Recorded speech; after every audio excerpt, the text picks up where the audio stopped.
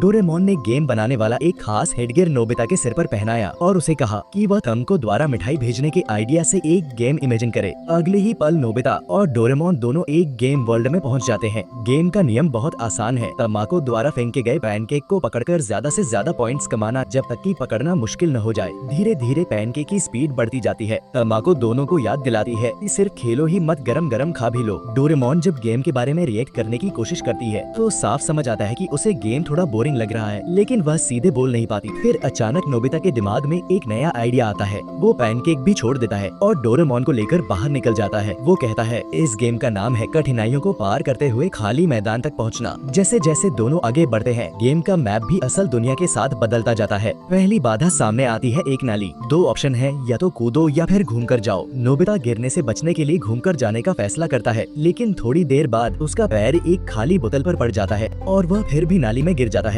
Game के अंदर ये घटना एक मजेदार एक्सीडेंट जैसी लगती है, लेकिन असल में उसके जूते और मोजे पूरी तरह खराब हो जाते हैं। आगे बढ़ते हुए उन्हें एक जोड़ी नए मोजे मिलते हैं, जिसे नोबिता हिडन आइटम समझकर राहत महसूस करता है। आगे उनका सामना एक खतरनाक कुत्ते से होता है। अब गेम बैटल मोड में चला जाता है। नोबिता लेवल 2 पर है और सामने लेवल 50 का दुश्मन। 3 ऑप्शन मिलते हैं, लड़ो, माफी मांगो या भागो। नोबिता तीसरा ऑप्शन चुनता है, भागना। भागते भागते दोनों एक बड़ी चट्टान पर पहुंच जाते हैं और बुरी तरह हार जाते हैं। गेम रीस्टार्ट होता है और दोनों फिर से शुरू करते हैं। चलते चलते अचानक उनके सामने टीचर आ जाते हैं और सीधे होमवर्क के बारे में पूछते हैं। फिर से 3 ऑप्शन आते हैं, लेकिन नोबिता और डोरेमोन फिर से भागने का रास्ता चुनते हैं। टीचर अब गेम के अंदर उनका पीछा करते हैं और साथ में 0 मार्क्स वाले पेपर फेंककर अटैक करते हैं। काफी मुश्किल मूवमेंट के बाद नोबिता डोरेमोन को लेकर एक पाइप में घुस जाता है और किसी तरह बच निकलता है। डोरेमोन सोचती है कि ये गेम तो कहीं न कहीं नोबिता की असल जिंदगी जैसा ही है। आगे बढ़कर दोनों आखिरकार खुले मैदान तक पहुँचते हैं, लेकिन तभी पाइप से एक चूहा निकल आता है जो डोरेमोन का सबसे बड़ा डर है और उसी वजह से डोरेमोन तुरंत गेम में डाउन हो जाती है। इस तरह दोनों का गेम ओवर हो जाता है। तभी वहाँ उनके दोस्त आ जाते हैं, सुनियो, जियान और शिजुका।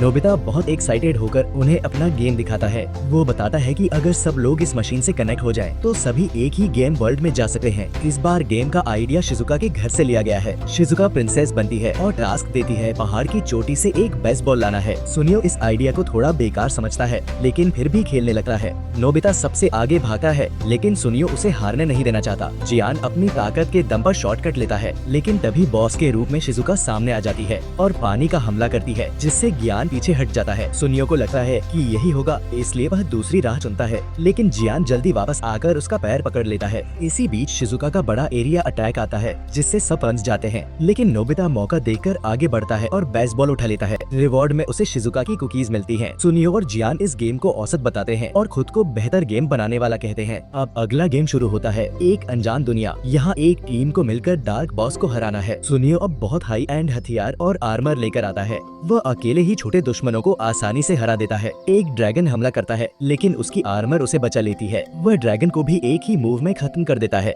दूसरी तरफ नोबिता और जियान छोटे छोटे मॉन्स्टर से भी परेशान हैं। शिजुका बस खाना ढूंढ रही होती है और डोरेमोन लगातार पीछा कर रहे मॉन्स्टर से भाग रही होती है। फिर अचानक जियान पूरी गेम कंट्रोल अपने हाथ में ले लेता है और आगे बढ़कर सीधे बॉस तक पहुंच जाता है। वह अपनी पावरफुल तलवार से आखिरी वार करता है और बॉस को हरा देता है, लेकिन तभी अचानक जमीन हिलने लगती है और गेम की छत टूट जाती है। एक आवाज आती है, जियान का नाम पुकारते हुए। सब लोग डरकर हेडसेट उतार देते हैं। पता चलता है कि यह सब असल में जियान की माँ थी, जो उसे दुकान पर काम के लिए बुलाने आई थी। यानी चाहे गेम कितना भी एडवांस क्यों न हो, जियान अपनी माँ के सामने भी नहीं टिक पाया।